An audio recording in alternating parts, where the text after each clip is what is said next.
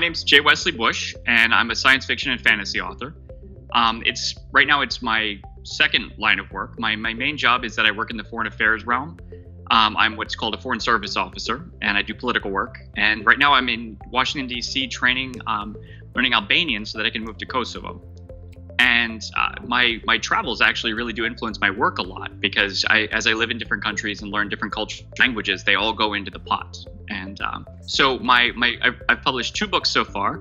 The first one is called Nox's Irregulars, and it's military science fiction, and it deals with a ragtag group of rebels in an occupied city in a futuristic, world, heavily influenced by Starship Troopers, the powered battle armor from Starship Troopers, and Red Dawn from when I was a kid. I've always loved guerrilla warfare and tactics and things like that. That was actually picked up by Enclave Publishers. I self-published, and then Enclave Publishers picked it up. And then my newest book that just came out a few weeks ago is called Heir to the Raven, and it's the first in the Pierced Veil series. I don't know how well that shows on the screen, but it's in the style of Robert Jordan, George R. Martin, etc., where it's an ensemble cast.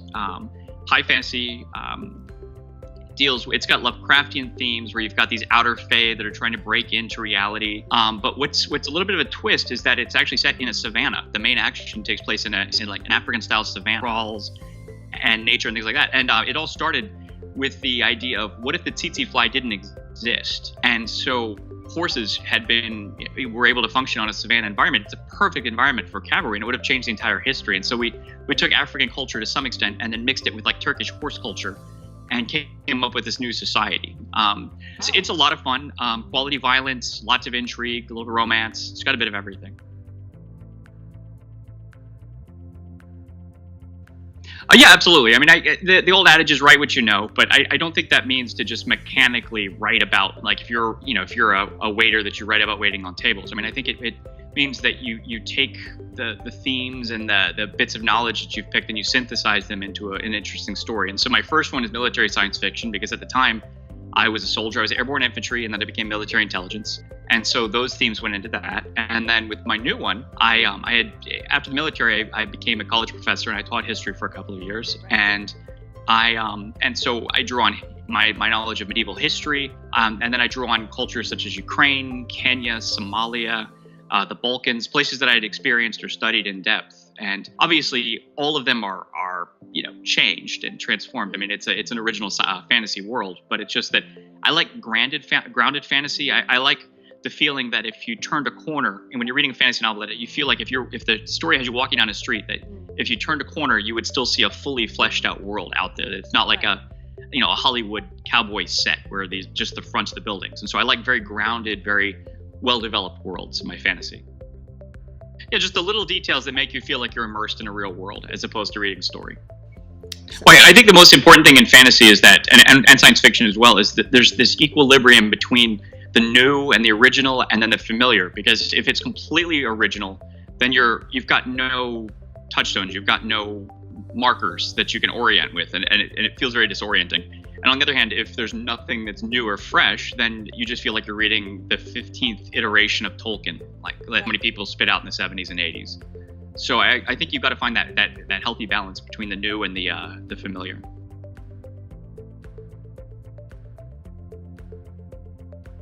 That's a good question. I write articles on politics, economics, energy policy, more dry stuff. But the thing is that anything I publish, I have to get permission from my employer to publish. And so fantasy and science fiction are perfect because I can address ideas and I can explore themes and things like that. But since it's not in this world, then it's a lot easier to get it approved. And so they're very, very easy. Like there's a Russian and Ukrainian spy thriller that I want to write someday, but I have to wait until I'm retired, and then I don't have to worry about offending anybody or getting permission to publish it. Oh, that's a good question. Actually, my first writing experience, at 21, I tried writing a D&D novel set in the Moonsea region of Forgotten Realms, and it was a complete disaster, but it kind of gave me a taste for it. Then I spent about 2 years after the internet was invented on what are called mushes, multi-hallucinations. They were online role-playing, but it was really more like collective storytelling, and we really put thought into our characters and the settings and the descriptions and everything, and so it was like writing little vignettes every day. And so 2 years of that really kind of increased my powers, so to speak. And so then I wrote my first novel when I was 24. And this is why I don't do science fiction anymore, though. I wrote that at 24, which was, in the 90s. And then it was completely before cell phone, smartphones, or, all the digitization that's happened since then. And so my science fiction now looks less and less futuristic all the time. So I'm sticking with fantasy because medieval technology never changes.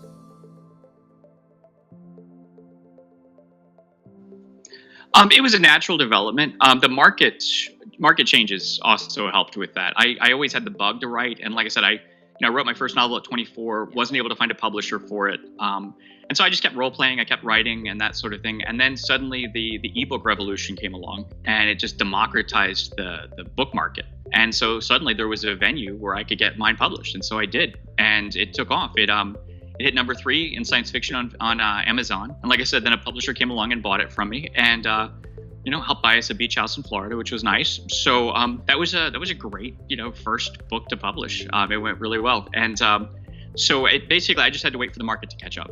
And that's one of the things I love about the ebook revolution, is that it does democratize things. And the gatekeepers have been taken away, just the same way that blogging and social media did for information, where the gatekeepers are gone, and so anyone can come into the marketplace these days and be heard. Obviously that has pluses and minuses, because you have a lot of fake news and a lot of just rancid people that now have a voice in things too. But that's the nature of democracy. Well, I'm a natural romantic, and so I still love books. I collect books, but I'm only allowed 7,200 pounds, and I have a family of 8. So when we travel around the world, we have a limited amount of space that we can take with us. So I've had to get rid of about 2/3 of my books, which was kind of like getting rid of children. And so I've made my peace with ebooks for the convenience, but I love the smell of old books and the feel of a real book. As far as the market, where it's going, it's interesting. Ebook sales are actually down somewhat, and paper back up a bit. So it's interesting to see that. I don't think it's a fad. I think ebooks are here to stay. I just don't think that they're going to displace paper books the way that a lot of people, I think, expected a few years ago. The one thing I think to watch is audiobooks, because we're becoming a post-literate society, unfortunately, and people just don't have the attention span that they used to for sitting and reading, and they want to multitask, and it's hard to multitask while reading a book, but you can do it with audiobooks. And so I think, unfortunately, it's a sign of decline of society and thought. But I think that audiobooks are going to continue to expand, and I'm going to bite the bullet and go ahead and move into the audiobook market soon myself. And I think you get these swings, between romanticism and realism and that sort of thing. And so I can definitely see that as a reaction, because like you said, everything is becoming so sterile and so digital and stuff that I think people do sometimes want something tangible. Who knows, maybe they'll start having real life friends again too. That's a really good question. To me, obviously there's nothing new under the sun. And so when we create something, we're really recreating things. We're taking existing things and we're synthesizing them into a new product. So to me, I guess creativity is the art and the skill, because it's a bit of both, of drawing inspiration from varied sources and creating something new that's beautiful, good, and useful and fresh. And that's to me the essence of creativity. ADHD meds are really a big one. I am wildly ADHD, which I didn't know in high school, but my teachers probably could have told me if I'd taken the time to ask. So that's definitely a ritual. But more seriously, I'm pretty flexible as a writer. I was an infantryman, so I can sleep anywhere, and I'm the same way with writing. I can write anywhere. I can write in a crowded room. Plus, when you have 6 kids, you have to get used to writing with noise. So but one thing I do that I learned from Hemingway, actually, is I never, at the end of the day, when I stop writing, I always stop where I still have something left to say. So that way it prevents writer's block. The next day I can just pick up right where I was and keep moving forward. And so that's one of my rituals.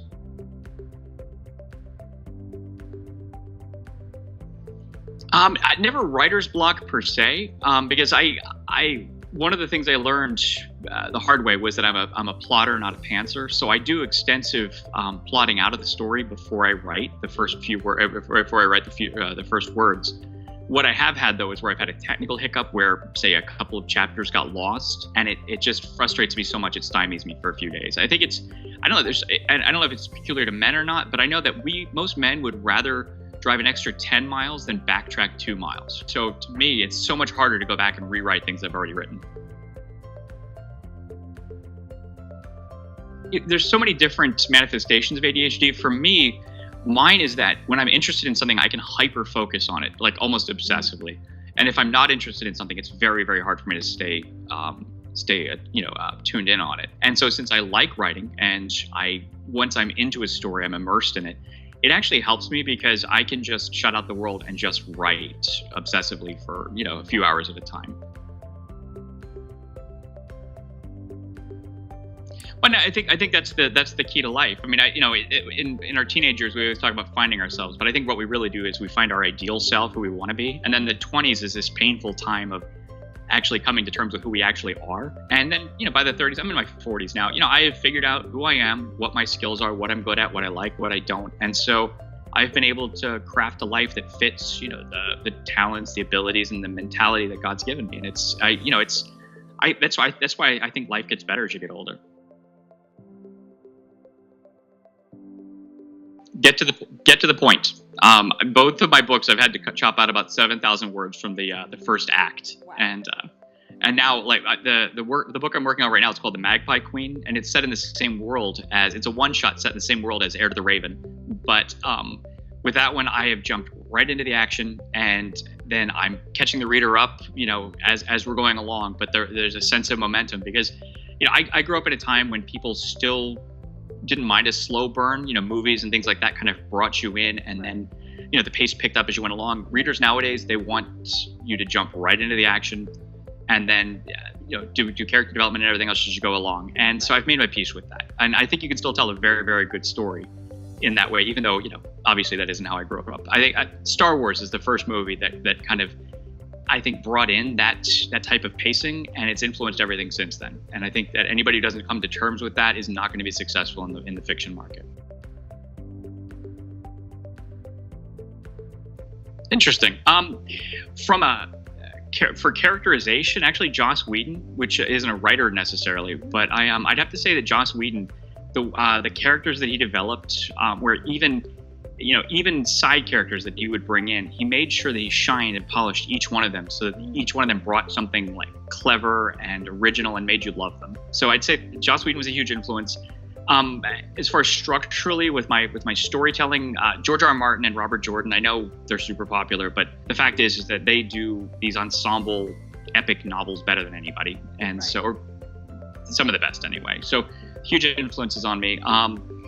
Let's see, Elizabeth Moon, for showing me how to, first of all, just for military fantasy in general. I think Dita Paxanarian is one of the best fantasy novels ever written. And then also for how to portray female characters that are strong but yet vulnerable at the same time, that are realistic. And then for my mythos, I owe a lot to H.P. Lovecraft for the mythos of the story that I'm writing right now. And then Hemingway for teaching me how to mistrust adverbs and adjectives, that if you find the right verb, you don't need all of the other things clunking it up. Yeah, and I Whedon also, and also Philip Kerr to some extent, and P.G. Wodehouse for just playfulness with language and a certain dry, sardonic approach to humor. And also bittersweet, because I think that's the essence of life, is bittersweetness.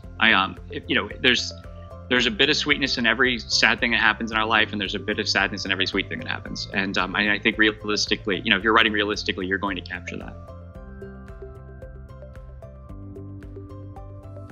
I'd have to say thankfully, because right now this isn't my day job, I measure it by just how many people read and enjoyed the book. I'm not having to keep score with dollars as of right now, which is great. So yeah, I think that if people read the story, they take away something from it and they enjoy it, then that's success right now. Now, in 10 years, I'm going to retire, and we're planning to do 6 months in the United States, 6 months overseas, and then I'll have to start measuring it by, what Amazon sends me each quarter. Now I'm good to go. Not really. Like I said, I have a good day job. And so I'll be secure when I retire. It'll be nice to have a little extra so that we can live closer to the center of Paris rather than like out in the 18th arrondissement or something. But I don't worry. When I first started writing, my biggest fear as a writer was imposter syndrome, that it wasn't a real book that I was writing, or that I wasn't a real writer. And I've had sufficient reviews and feedback and things that I'm past imposter syndrome. So now I guess my only fear is that I'll pull a Robert Jordan and die before I can finish telling the stories I want to tell. I have so many series that I want to write, that I have in me, and so I want to live till I'm about 200 so I can get them all out. That's my only real fear.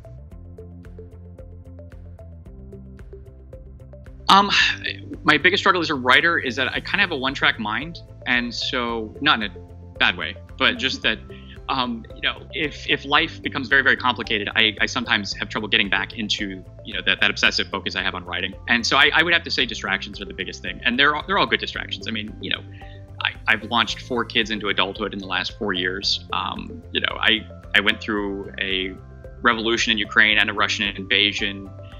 We went through, in Kenya, we went through al-Shabaab declaring war on Kenya and terror attacks and things like that. So, these are all like interesting, valuable distractions, but at the same time, they do pull me away from my writing. I think that the self-publishing route is fantastic. I don't shy away from it. It's profitable, and it provides you a lot of opportunities, and it opens up doors for more traditional publishing. If you do it, I think the market is so much more saturated now than it was, say, 10 years ago. And so professionalism is absolutely key. From your cover to your editing, it's worth it to make the use of the gig economy. Outsource to specialists to make sure that everything you do is on point. And then I would educate yourself about advertising and BookBub and building your platform and everything else that everybody tells you to do, because the market is much more brutal now than it was when I was starting out. To me, there's a distribution, kind of like Hollywood, where the vast majority of actors are down here making just a few $1,000s a year, and then you've got the super successful people up at the top. And it seems to me that writing is kind of bifurcating into those two classes these days. And so if you can get your book up to where you catch that slipstream up there, it'll give you nice momentum and it'll carry you a good long way. And if you don't, then you just kind of sink down into obscurity. So do everything you can to make sure that you get that momentum and get up into the slipstream.